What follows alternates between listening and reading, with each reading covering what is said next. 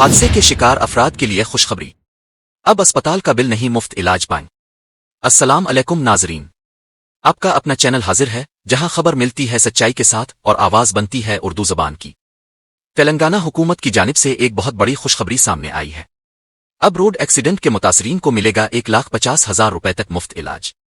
ریاستی وزیر ٹرانسپورٹ پونم پربھاکر نے آج حیدرآباد میں ایک اہم میٹنگ کے دوران یہ اعلان کیا۔ انہوں نے بتایا کہ حادثے کے ایک ہفتے کے اندر کیے گئے علاج کا سارا خرچ حکومت برداشت کرے گی۔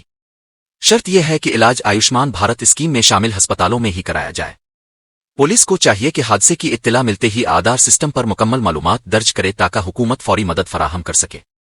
وزیر پربھاکر نے اس اسکیم پر عمل درآمد کے لیے اہم فیصلے لیے اور کہا کہ مرکزی وزیر نتن گڈکری کا خاص شکریہ ادا کرنا بنتا ہے جنہوں نے اس پہل کو ممکن بنایا۔ اب متاثرین کو نہ کسی سفارش کی ضرورت ہے نہ پیسوں کی فکر، حکومت کرے گی اب کے علاج کا مکمل بندوبست۔ ناظرین، یہ اقدام کیسا لگا؟ کیا اب سمجھتے ہیں کہ یہ قدم دیگر ریاستوں کو بھی لینا چاہیے؟